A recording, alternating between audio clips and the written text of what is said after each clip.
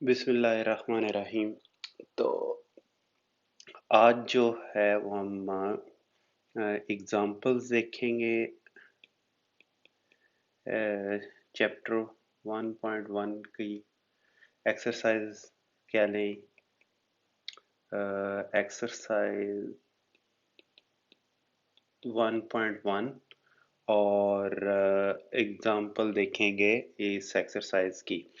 इससे पहले कि मैं आगे चलूँ मैं थोड़ा सा पिछला लेक्चर ब्रीफली समराइज करूँगा और उससे पहले आपको एक बड़ा एक्साइटिंग टूल बताना है जो कि मैंने अभी अभी ढूंढा है इसी मकसद के लिए।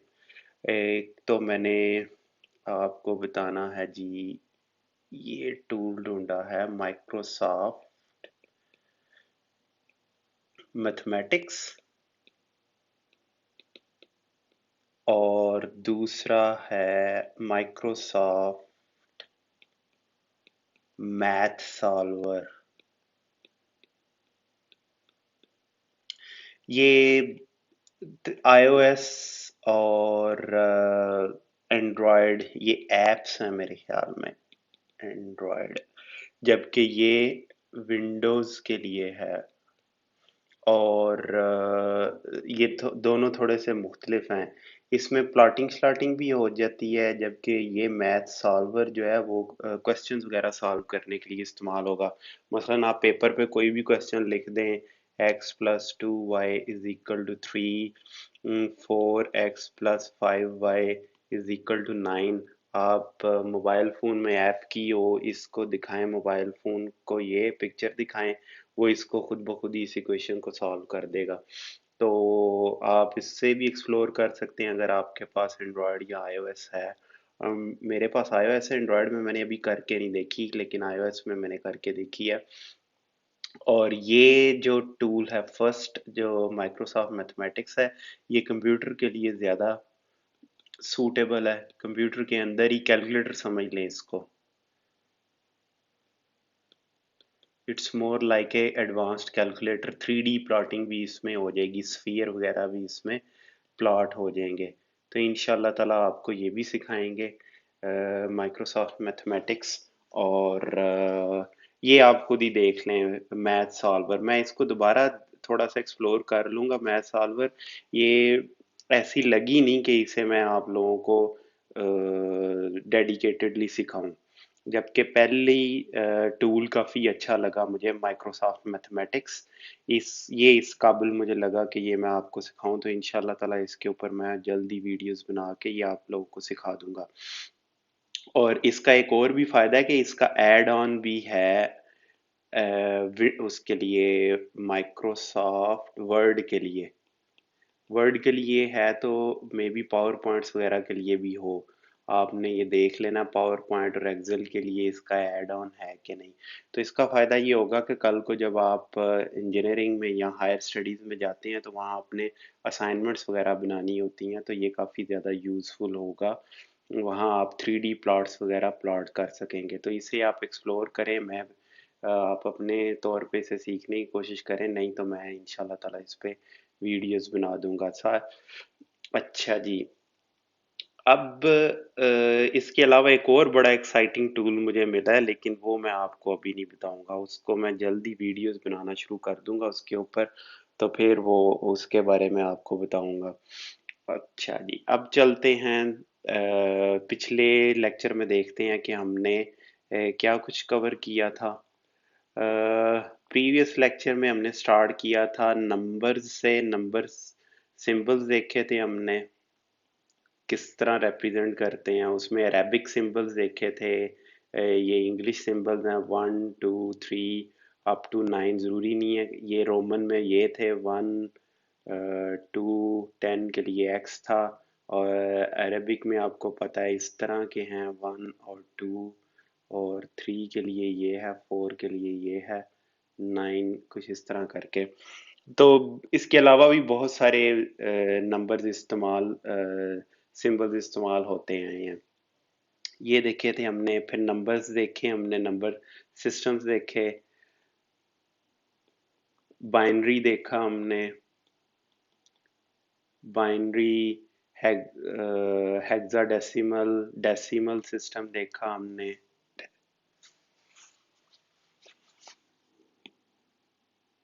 Decimal, hexadecimal.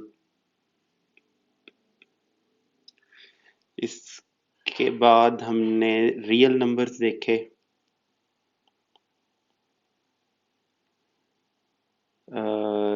इन नंबर्स की कैटेगरीज देखी हमने फर्दर, ठीक है। रियल नंबर से, नेचुरल नंबर से, होल नंबर्स, इंटीजर्स, जिसे बुक जेड से भी रिप्रेजेंट करती है। और फिर रियल नंबर्स हमने देखे। रियल नंबर ये सारे पहले भी आपने पढ़े हुए थे, रियल नंबर शायद फर्स्ट टाइम देख रहे हैं हम। तो ये होते हैं रैशनल और इरैशनल नंबर का यूनियन, ठीक है। कंप्लीटनेस एक्सियम देख आगे चल के आया। कंप्लीटनेस एक्सियम यही था कि 1 2 एंड 3 -1 -2 -3, ये नेचुरल नंबर्स क्या है, 1 2 3 up to so on infinity. ये सिर्फ और सिर्फ ये वन को यहाँ रिप्रेजेंट कर रहा है, टू रिप्रेजेंट कर रहा है, थ्री रिप्रेजेंट कर रहा है, लेकिन 0.5 को ये रिप्रेजेंट नहीं कर रहा है। इट मीन्स के 0 और 1 के दरमियान एक गैप है जिसे नेचुरल नंबर नहीं कवर करते, ना ही होल नंबर्स करते हैं और ना ही इंटीजर्स कवर करते हैं, ठीक है। लेकिन रियल नंबर्स ऐसे हैं जो कि ये तमाम गैप को कवर करते हैं। 0 और 1 के दरमियान कोई भी जगह ऐसी नहीं जहाँ रियल नंबर मौजूद ना हो। आप 0.1 भी रियल नंबर है, 0.2 भी रियल नंबर है। इसको 10 में तकसीम कर लें, 0 से लेके 1 तक, ये 0.1 हो जाएगा, 0.2, 0.3 अप टू सो ऑन। इस तरह 10 सौ में कर लें। 0.1 और 0.2 के दरमियान भी कोई ऐसी जगह नहीं है जो कि खाली हो। 0.1 एंड 0.2, जितना मर्जी छोटा नंबर ले हैं, 0 0 0 0 0 0 1 चाहे ले हैं, जो कि इधर टाइनी बिटी यहाँ कहीं छुपा होगा, वो भी इसमें कवर होता है। तो इसे कहते हैं कंप्लीटनेस एक्सियोम है, जो कि ये बताता है कि ये नंबर कंप्लीट्स हैं, इनमें गैप्स नहीं है। तो रियल नंबर्स कंप्लीट होते हैं, इनमें गैप नहीं होते। इसी वजह से इनके तमाम एडिटिव इन्वर्स और मल्टीप्लिकेटिव इन्वर्स और क्लोजर लॉ ऑफ एडिशन और इस तरह की तमाम प्रॉपर्टीज इसमें मौजूद हैं। और मल्टीप्लिकेटिव इन्वर्स भी मौजूद है। आप देखें ना कि कोई भी नंबर है, 3 कर लें, या बहुत बड़ा नंबर है 3 3 3 3, ये नंबर जितना बड़ा होता जाएगा इसका इन्वर्स उतना ही छोटा होता जाएगा, 0.0000 इस तरह करके होता जाएगा।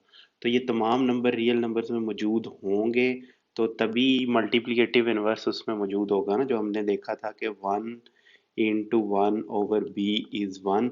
It means b is multiplicative inverse of b is equal to 1/a, and it is multiplicative inverse of a। b is multiplicative inverse of a। तो ये उसी वक्त इसमें मौजूद होगा जब कंप्लीटनेस थ्योरम होल्ड करेगा, ठीक है। फिर इसके बाद हमने रियल नंबर्स के बाद रियल नंबर्स की प्रॉपर्टीज देखी थी। रियल नंबर प्रॉपर्टीज, अच्छा ये प्रॉपर्टीज थी पहले। एडिटिव प्रॉपर्टीज थी। लॉज क्या लें, प्रॉपर्टीज क्या लें इनको। पहला था क्लोजर लॉ ऑफ एडिशन, जिसका मतलब था कि a plus b will belong to real number, यानी कि कोई भी दो रियल नंबर्स को ऐड करें तो रिजल्टिंग नंबर भी रियल नंबर ही होगा। फिर एसोसिएटिव लॉ ऑफ एडिशन था, वो कहता था कि a plus B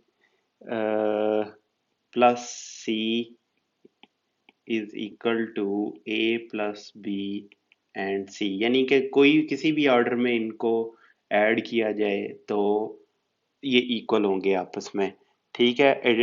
additive identity थी। एडिटिव आइडेंटिटी का मतलब था कि एक ऐसा नंबर है, उसे किसी भी रियल नंबर में ऐड किया जाए तो उसमें कोई फर्क नहीं डालता। वो नंबर वही का वही रहता है। तो ए में जीरो ऐड किया तो ए ही रहा, तो इसका मतलब है जीरो आइडेंटिटी एलिमेंट है एडिशन के हिसाब से। एडिटिव इनवर्स था, इनवर्स इसका मतलब था कि कोई भी रियल नंबर होगा तो उसके कोरिस्पॉन्डिंग कोई ना कोई ऐसा नंबर मिल जाएगा हमें जिसे उसमें ऐड करें तो जीरो मिलेगा हमें। ठीक है, इसी तरह कम्यूटेटिव लॉ ऑफ एडिशन था। कम्यूटेटिव लॉ ऑफ एडिशन का, जी, तो कम्यूटेटिव लॉ ऑफ एडिशन था कि a plus B is equal to B plus A, यानी कि ऑर्डर चेंज किया जाए तो उससे कोई फर्क नहीं पड़ता। इसी तरह मल्टीप्लिकेशन के लॉज थे।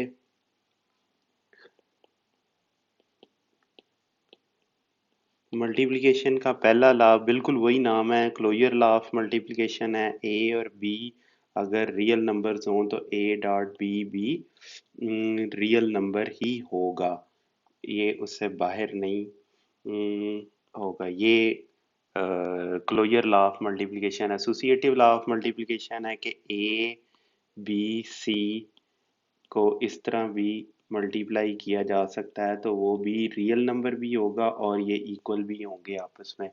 तो इस ये एसोसिएटिव लॉ ऑफ मल्टीप्लिकेशन है। फिर था मल्टीप्लिकेटिव आइडेंटिटी है कि किसी भी रियल नंबर को वन से मल्टीप्लाई किया जाए तो वो वही नंबर रहता है, उसमें कोई फर्क नहीं पड़ता।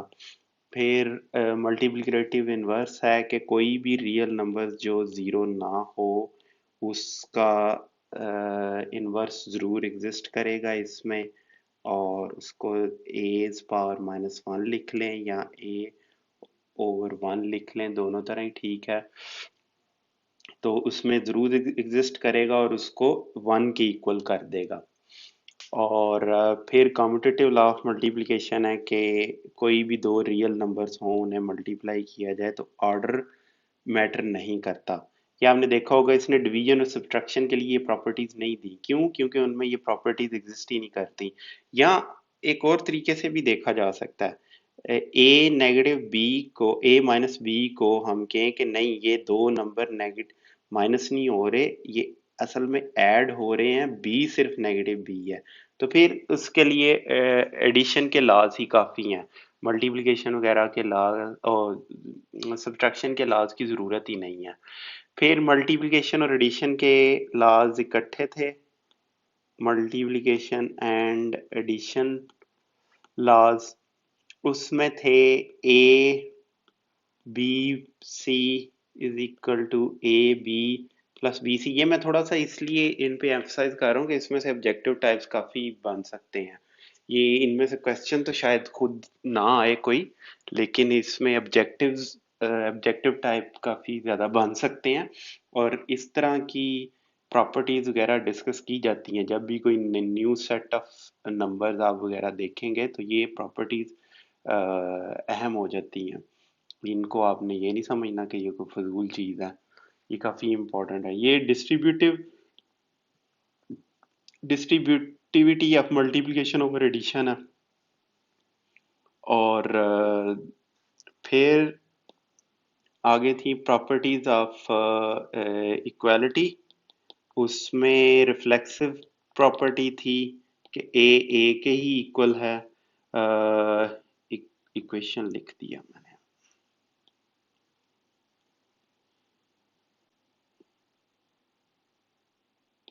इक्वालिटी। अच्छा, इसमें सिमेट्रिक प्रॉपर्टीज हैं कि ए अगर बी के इक्वल हो तो बी ए के इक्वल होगा।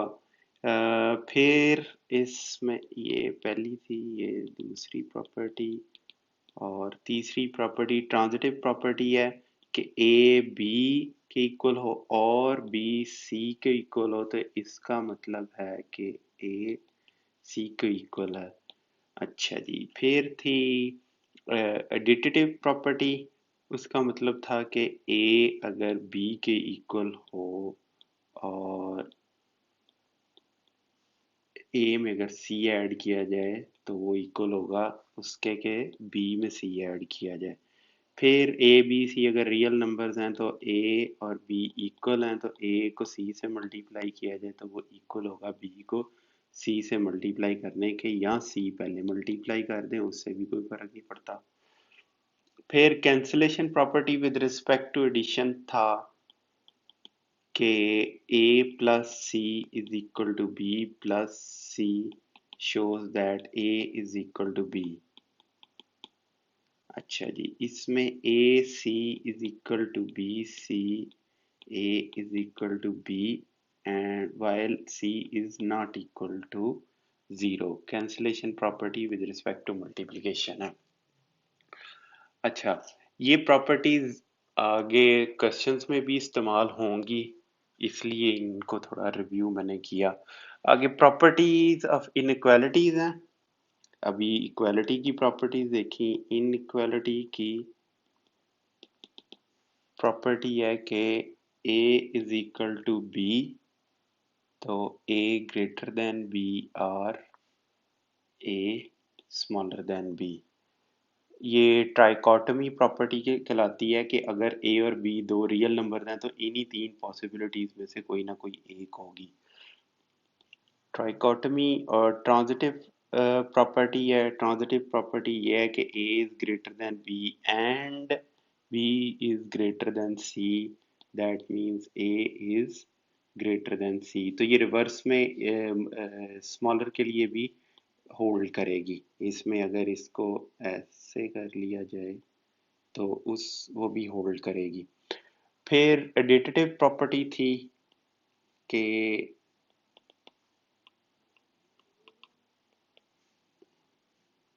a is greater than b shows that a plus c is greater than b plus c, यानी कि दोनों साइडों पे c ऐड किया, यही स्मॉलर के लिए भी होल्ड करेगी। इसी तरह मल्टीप्लिकेटिव प्रॉपर्टीज थी। मल्टीप्लिकेटिव प्रॉपर्टी का मतलब वो दो तीन वो भी अहम है ज़रा, कि अगर नंबर हो a b c, real numbers हों, तो a is greater than b means a c is greater than b c provided c is greater than zero. अगर c ज़ीरो से ग्रेटर हो, लेकिन अगर c is smaller than zero तो ये a c is b c, ये आप देख सकते हैं। मसलन 3 इज ग्रेटर देन 2, अगर c 2 है तो 6 इज ग्रेटर देन 4 हो जाएगा, लेकिन अगर c -2 है तो -6 इज स्मॉलर देन -4। दोनों तरफ से c को मल्टीप्लाई करने से ये हो जाएगा। तो ये प्रॉपर्टीज थी। अब इनको इस्तेमाल करके हमने एग्जांपल्स देखनी है। एग्जाम्पल्स थी, कुछ एग्जाम्पल्स हम देख चुके हैं पहले। एग्जाम्पल 4 है, ये आपने साबित। अच्छा, ये थोड़े से ना क्वेश्चन बड़े बेसिक से और बड़े थोड़े से स्ट्रेंज से लगते हैं। वो उसकी वजह ये है कि ये प्रॉपर्टीज हम बगैर सोचे समझे इनकी इतनी आदत होती है कि हम आपको ये कहा जाए कि जी साबित करें a dot zero is equal to zero. अब ये हमें पहले ही पता है तो बंदा सोचता है कि ये कैसे, इसे साबित क्या करना है, ये तो खुद ब खुद ही एक्सियम है, ये तो पता है सबको भाई, इसे क्या साबित करें। तो उसलिए ये एग्जांपल्स देखें आपके बुक ने कैसे किया है, यानी कि वो वही रिक्वायरमेंट्स उसकी फिर आगे एक्सरसाइज में है। और मे बी क्वेश्चन आ भी जाए पेपर में, यू नेवर नो। तो इसलिए एग्जांपल ज़रा देखनी ज़रूरी हो जाएंगी कि ये चाह क्या रहा है। मैंने भी देखा था तो मैं सोच रहा था ये अब कैसे इसको करें, ये तो एक सेल्फ एविडेंट फैक्ट है। तो फिर एग्जांपल्स ज़रा मैंने स्टडी की तो थोड़ा ज़्यादा एलेबोरेट हुआ कि ये चाह क्या रहा है असल में। अच्छा जी, तो ज़ीरो को हमने वन प्लस -1 लिख लिया, तो ये थी एडिटिव इनवर्स की प्रॉपर्टी थी।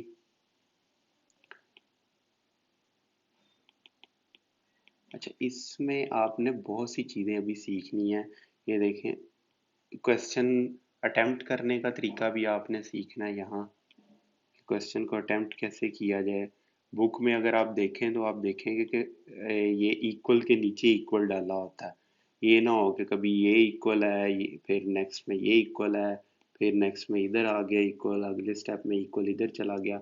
ये ठीक तो है लेकिन ये चीज़ें अच्छी नहीं लगती। प्रेजेंटेशन भी जो है वो आप सीखें थोड़ी सी। अच्छा जी, तो ये डेफिनेशन ऑफ सब्ट्रैक्शन है, उसके मुताबिक ब्रैकेट खोल दी हमने। तो a dot one minus a dot one is equal to a minus a is equal to A plus minus a is equal to zero. तो ये सारे स्टेप्स आपको करने पड़ेंगे और फिर ये ज़ीरो के इक्वल होगा। यहाँ सब्ट्रैक्शन की डेफिनेशन लगी है, यहाँ डिस्ट्रीब्यूटिव लॉ इस्तेमाल हुआ है, यहाँ मल्टीप्लिकेटिव आइडेंटिटी इस्तेमाल हुई है, यानी कि इसको मल्टीप्लिकेटिव आइडेंटिटी है ना वन, तो वो इसलिए ए रह गया। फिर डेफिनेशन ऑफ सब्ट्रैक्शन यहाँ इस्तेमाल हुई है, और यहाँ एडिटिव इन्वर्स, ये दोनों एक दूसरे के इन्वर्स हैं तो एडिटिव इन्वर्स होके ये ज़ीरो हो गया।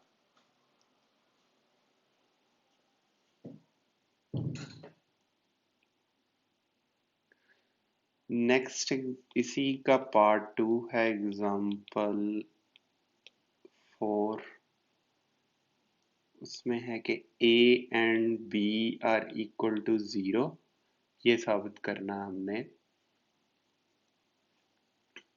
A and B is equal to 0 shows that A is 0 or B is equal to 0। ठीक है, ये R के लिए स्टैंड करता है और ये एंड के लिए स्टैंड करता है, ये आपने याद रखना। अच्छा जी, तो इस केस में ये कहना ये चाह रहा है कि अगर दो नंबर्स का मल्टीप्लिकेशन ज़ीरो के इक्वल हो तो उनमें से कोई एक लाजमी ज़ीरो होगा। तो फर्ज कर लें कि ए इज, पार्ट ए इसका देखते हैं, suppose a is not equal to zero, तो इसका कोई ना कोई मल्टीप्लिकेटिव इन्वर्स होगा। इट मीन्स कि कोई ना कोई नंबर ऐसा है कि जिसको ए से मल्टीप्लाई किया जाए तो वो हमें वन मिल जाएगा। ठीक है, तो दोनों तरफ से हम फिर वन ओवर ए से मल्टीप्लाई कर देते हैं, ज़ीरो एंड वन ओवर ए।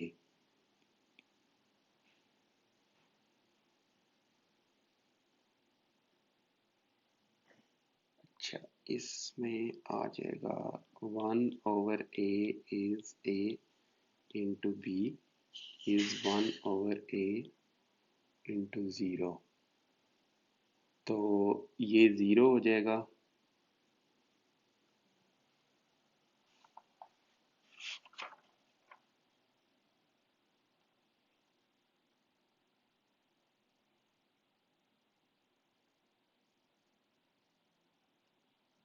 किसी भी नंबर को ज़ीरो से मल्टीप्लाई किया जाए तो ज़ीरो ही हमें मिलता है, और इधर ये इसकी मल्टीप्लिकेटिव आइडेंटिटी है तो ये वन मिलेगा। मल्टीप्लिकेटिव इन्वर्स है इसलिए वन मिल जाएगा हमें।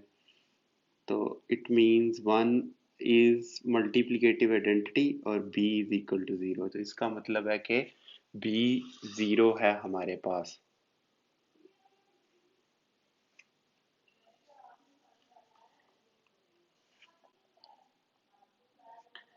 इसी तरह साबित किया जा सकता है कि अगर b is not equal to zero then a is equal to zero. तो ये आपकी एग्जांपल 4 का सेकंड पार्ट हो गया। तो इसमें आपने स्टेप्स पूरे करने हैं, मतलब आपने इधर लिखना है कि ये स्टेप है जी। तो अब एग्जांपल 5 देखते हैं हम। एग्जाम्पल 5 के भी दो पार्ट्स हैं।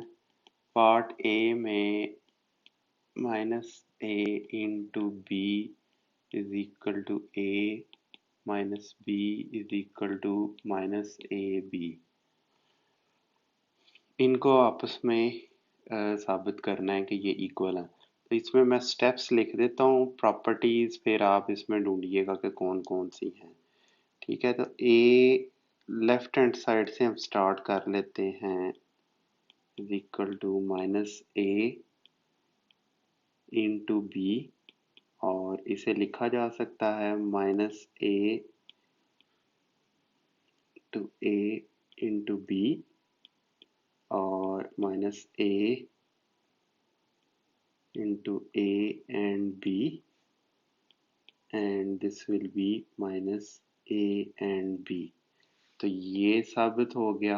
अब आप इसमें लिख लेंगे कौन कौन सी associative law of multiplication, commutative law of multiplication वगैरह, एडिटिव आइडेंटिटी करके इस तरह के लॉज देख लें आप कि ये किस तरह हुआ। अच्छा जी, फिर हम लेफ्ट हैंड साइड से शुरू करते हैं, minus a is into b, इसमें आप कर लें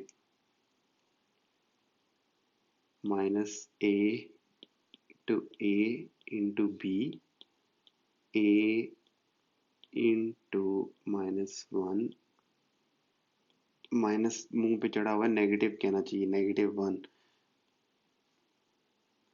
ए dot negative one dot b. यहाँ फिर मैंने प्रॉपर्टी इस्तेमाल की, ये आपने लिखनी है इधर कौन कौन सी प्रॉपर्टीज इधर इस्तेमाल हो रही है।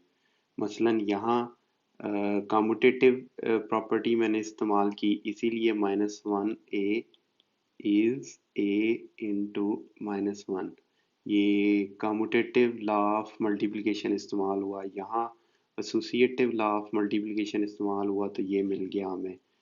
तो अब एडिटिव इन्वर्स है, मल्टीप्लिकेटिव इन्वर्स है, तो नेगेटिव बी हो जाएगा और ये साबित हो जाएगा इस पार्ट के साथ।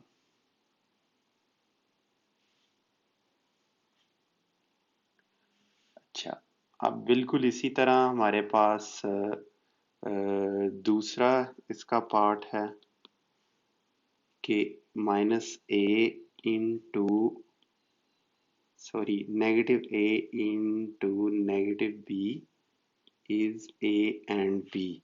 तो फिर लेफ्ट हैंड साइड से हम स्टार्ट करेंगे, नेगेटिव ए इंटू नेगेटिव बी,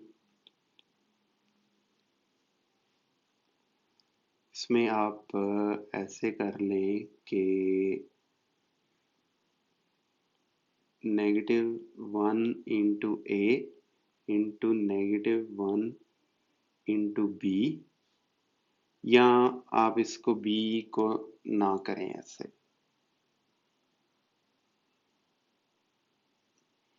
इसे ऐसे ही रहने दें। तो A into negative one negative B,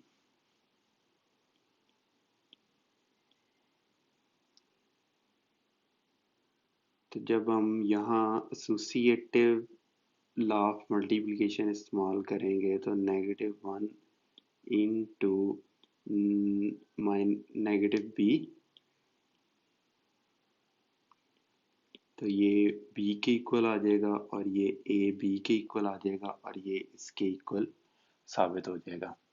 यहाँ आप लिख लेंगे कौन कौन सी प्रॉपर्टीज, मसलन मल्टीप्लिकेटिव इनवर्स नहीं, मल्टीप्लिकेटिव इनवर्स नहीं, नेगेटिव a की प्रॉपर्टी इस्तेमाल हुई है जो कि ये हमें पीछे बता चुका है।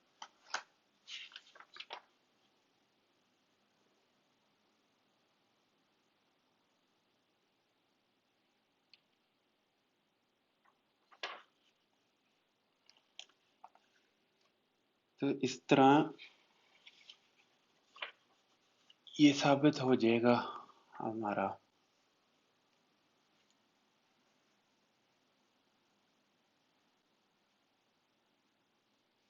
या इसको आप उस तरह भी साबित कर सकते हैं जैसे आपकी बुक ने साबित किया है, इसमें ऐड करके। मसलन आपकी बुक ने इस तरह साबित किया है कि नेगेटिव ए इंटू नेगेटिव बी, इसमें दोनों तरफ ए बी कर दिया, negative A into negative b plus negative a B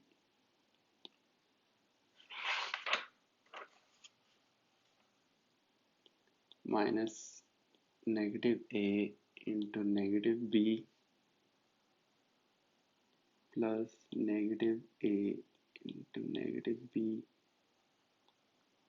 negative a minus b plus b, यहाँ डिस्ट्रीब्यूटिव लॉ इस्तेमाल हुआ और minus A into zero and we had zero. तो ये प्रॉपर्टी ऑफ एडिटिव इन्वर्स यहाँ इस्तेमाल हुई, लेकिन मेरे ख्याल में ये ऊपर वाला मेथड ज़्यादा बेहतर है इसमें, क्योंकि इसमें हमें कोई ऐड नहीं करनी पड़ रही चीज़।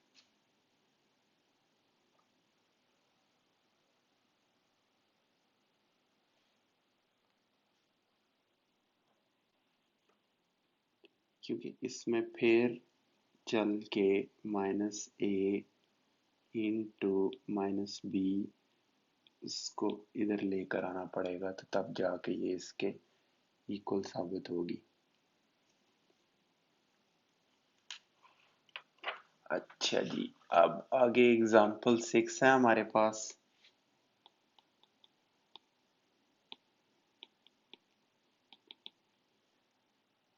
एग्जाम्पल 6 है प्रूव दैट के A over B is C over D if and only if AD is BC। ये principle for equality of fractions कहलाता है। मे बी इस तरह का नाम पूछ लें अगर आपको ऑब्जेक्टिव टाइप क्वेश्चन में, तो उसमें ये हो सकता है। अलबत्ता इस इतना ये नाम थोड़े याद करने थोड़े मुश्किल हैं, लेकिन फिर भी आपको याद रखने चाहिए कि अगर वो पूछ ले कि इस प्रॉपर्टी का नाम क्या है, तो वो आप बताने के काबिल हों। तो a b is c d, इसमें ये करना है कि आपने दोनों साइड्स पे मल्टीप्लाई कर देना है बी डी से। A over B, B D, C over D is B D.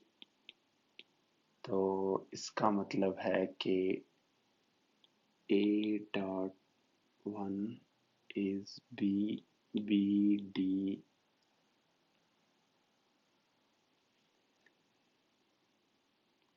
is equal to C dot 1 over D and B D। अच्छा जी, अब ये हो जाएगा A डॉट, बस इसको रीअरेंज कर रहे हैं, 1 ओवर B अलहदा कर लिया into B and D, C into 1 over D, B and D। तो इसमें इसको ऐसे भी लिखा जा सकता है 1 over b into b is d, c dot 1 over D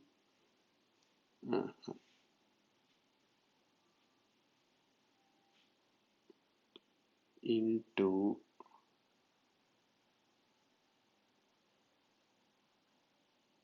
D b D,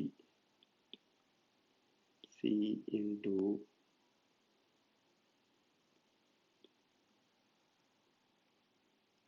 b d dot 1 over d, ये आ जाएगा सी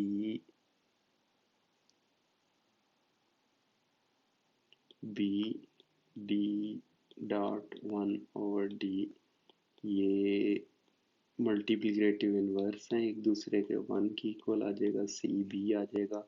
बिल्कुल इसी तरह हमारे पास ये ए इंटू 1 इंटू डी और ए डी मिल जाएगा, और ये साबित हो गया। अच्छा, इसमें आप प्रॉपर्टीज लिख सकते हैं कि इसमें कौन कौन सी प्रॉपर्टीज इस्तेमाल हुई हैं। वैसे बुक में उसने नहीं लिखी, तो ठीक है, आप भी ना लिखें, लेकिन मेरे ख्याल में लिखनी चाहिए। जैसे यहाँ मल्टीप्लिकेटिव इन्वर्स की प्रॉपर्टी इस्तेमाल हुई है, यहाँ commutative law of addition, multiplication और एसोसिएटिव लॉ ऑफ एडिशन और मल्टीप्लिकेशन इस्तेमाल हो रहे हैं। तो ये प्रॉपर्टीज वगैरह लिख के तो ये साबित किया जा सकता है। इसी तरह इसके बाकी पार्ट्स हैं। पार्ट टू काफ़ी इजी है वो भी। अच्छा, इस एग्जाम्पल को इस तरह आप कर लें कि पहले आप लेफ्ट हैंड साइड ले लें,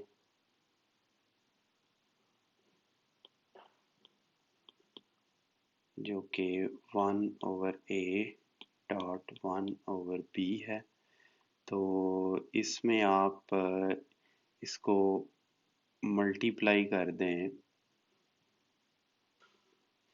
ए बी के साथ।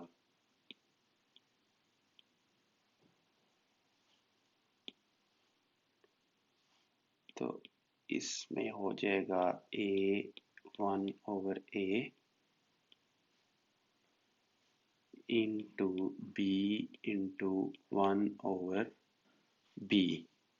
तो 1.1 इज 1। अच्छा, अब क्योंकि a b is multiplicative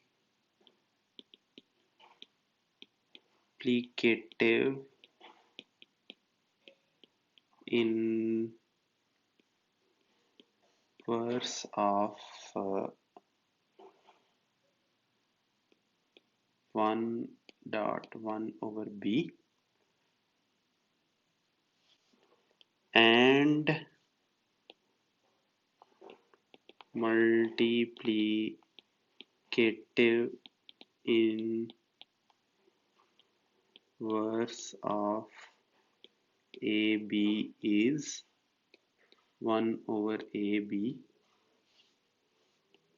Therefore 1/AB is 1/A.1/B। ये एक्सियम था, इसलिए इसका थोड़ा सा बस इसी तरह का प्रूफ होगा। ये बहुत ही सेल्फ एविडेंट फैक्ट है, इसको एज एक्सियम भी लिखा जा सकता है, लेकिन बुक में आप उन्होंने प्रूफ करने का कहा है तो चलें ठीक है, कर दिया फिर प्रूफ, तो फिर इसी तरह ही होगा प्रूफ।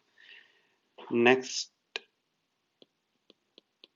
थर्ड पार्ट इसका ऐसे है कि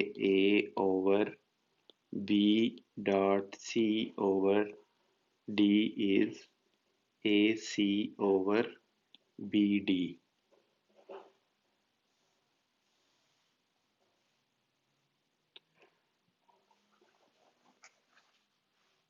तो इसमें लेफ्ट हैंड साइड से हम चलेंगे।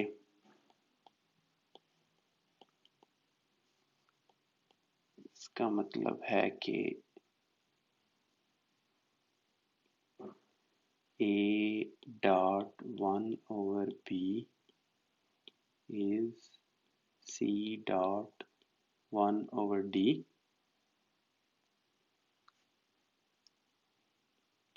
यहाँ कॉम्यूटेटिव और एसोसिएटिव लॉ ऑफ मल्टीप्लिकेशन इस्तेमाल करेंगे तो AC आ जाएगा हमारे पास into 1B.1D AC.1B and D। तो ये आ जाएगा AC/BD। ये साबित हो गया ये। नेक्स्ट है फोर्थ पार्ट है हमारे पास A/B is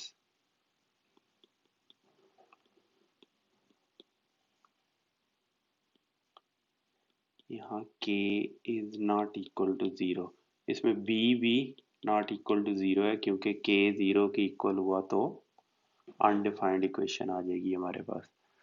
तो इसे गोल्डन रूल ऑफ फ्रैक्शंस कहते हैं, बस ये आपने याद रखना नाम। अच्छा, इसका फिर लेफ्ट हैंड साइड से हम स्टार्ट कर लेते हैं।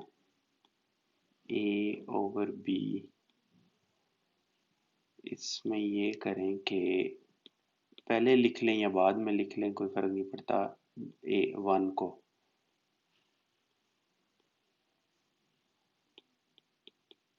k बाई k लिखा जा सकता है, a k एंड b के, और फिर इसको लिखा जा सकता है k a and k b। तो ये भी साबित हो गया। बस इसमें आप स्टेप्स नोट कर लें कि किस तरह बुक ने स्टेप्स किए हुए हैं, ये क्योंकि बहुत ही सेल्फ एविडेंट फैक्ट्स हैं, तो इनको साबित करना ज़रा थोड़ा सा मुश्किल, ट्रिकी काम है, मुश्किल नहीं ट्रिकी है कि ये स्टेप्स किस तरह के चाहिए बुक को। तो आप ये एग्जांपल्स करें और ये स्टेप्स नोट कर लें। बिल्कुल इसी तरह आपने अगर एग्ज़ाम में आता है या एक्सरसाइज आती है तो उसमें बिल्कुल आपने यही स्टेप्स फॉलो करने हैं। अच्छा जी, इसमें फिर हम लेफ्ट हैंड साइड से स्टार्ट करेंगे। a over b divided by c over d, ऐसे करें कि ऊपर और नीचे मल्टीप्लाई कर दें बी डी से। फिर वही सारे रूल्स आप इस्तेमाल कर सकते हैं कि a into one over b dot b d, आप इसे कह सकते हैं जी कि ये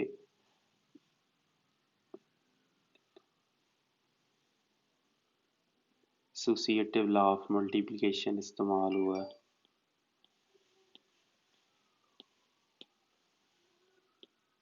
दोबारा यहाँ इस्तेमाल कर लें वही,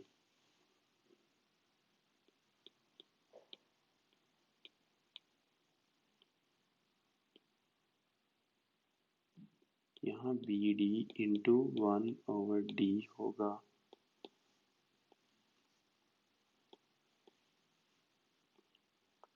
डायरेक्ट लिख लें या स्टेप करना चाहें, इसमें एक और स्टेप आप ऐड कर लें, चलें।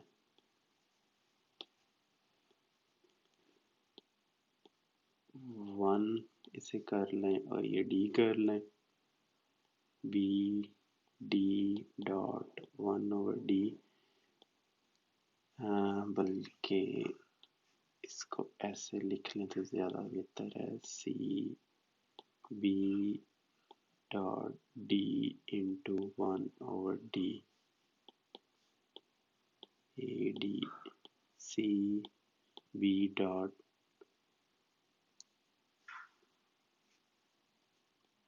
One a d over c b, और इसका रिवर्स करना है तो रिवर्स कर लें, बी सी। इधर आपने लिखना है कि because b c is c b, तो आप इस लिख लें, इसको डिस्क्रिप्टिव फॉर्म में लिखना है तो कम्यूटेटिव लॉ ऑफ मल्टीप्लिकेशन आप यहाँ लिख सकते हैं। मतलब मेरे ख्याल में आपको सारे स्टेप्स में लिखना चाहिए, बुक और एग्जांपल्स में नहीं लिखा, लेकिन अगर आप साइड पे लिख दें कि यहाँ कौन सा लॉ इस्तेमाल हुआ है हर स्टेप में, अगर आप लॉ लिख, जैसे मैं यहाँ लिख रहा हूँ कम्यूटेटिव लॉ ऑफ मल्टीप्लिकेशन, तो उसमें कोई हर्ज नहीं है।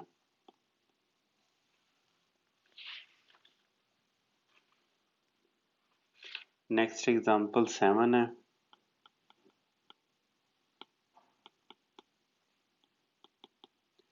एग्जांपल 7 में है कि 1 एंड -1 का एक सेट है हमारे पास।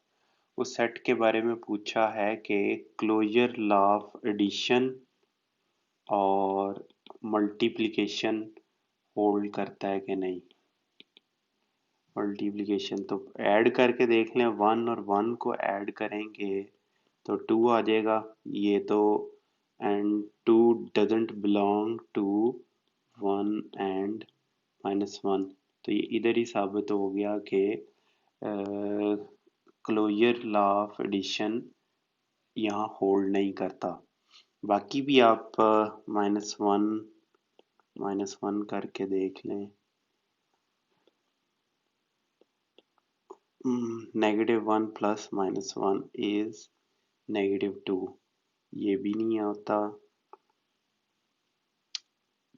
2 और -2 इसमें नहीं बिलोंग करते, इसलिए। और अगर 1 को, ये तो ज़ीरो होगा। -1 प्लस -1 -2, तो ये तीनों ही बिलोंग नहीं करते। इस सेट को मे बी एस कह लें तो ज़्यादा बेहतर है, बार बार पूरा सेट लिखना नहीं पड़ेगा। ये तीनों एस से बिलोंग नहीं करते, तो it means 2, 0 and -2 do not belong to S. Therefore, it is not closed under addition। तो दूसरा पार्ट में इसका आपको ज़रा पूरे स्टेप्स करके कर देता हूँ। 1, पहले 1 है, फिर -1 है। अच्छा, इसमें स्टेप 1 में आप लिख सकते हैं कि +1 multiplied by -1 is -1 +1, चले इसे प्लस करें, ये belongs to S। +1 multiplied by -1, it belongs to S। -1 multiplied by -1 +1 belongs to S, तो -1 multiplied by +1 it belongs to S। इसमें अगर आप ब्रैकेट डालना चाहें तो डाल लें।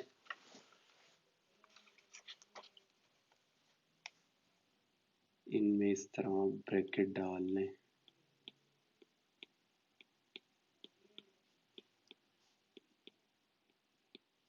या दूसरा आप इस तरह कर लें कि 1.1 is 1 belongs to S।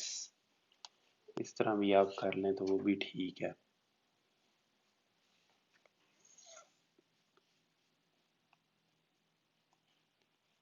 (1.-1 belongs to S)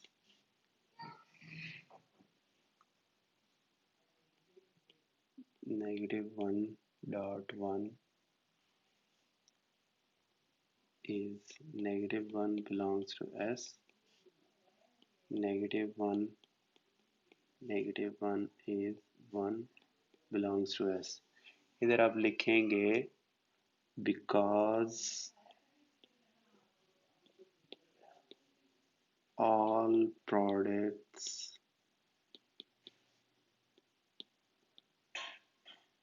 belong to S is equal to 1 and -1,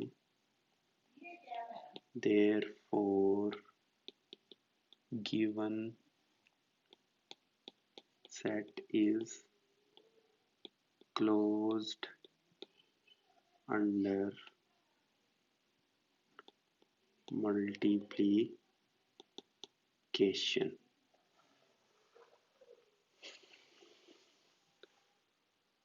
ये या इस तरह कर लें या इस तरह कर लें। चलें जी, ये एग्जाम्पल भी हो गई। अब चलते हैं एक्सरसाइज की जानिब।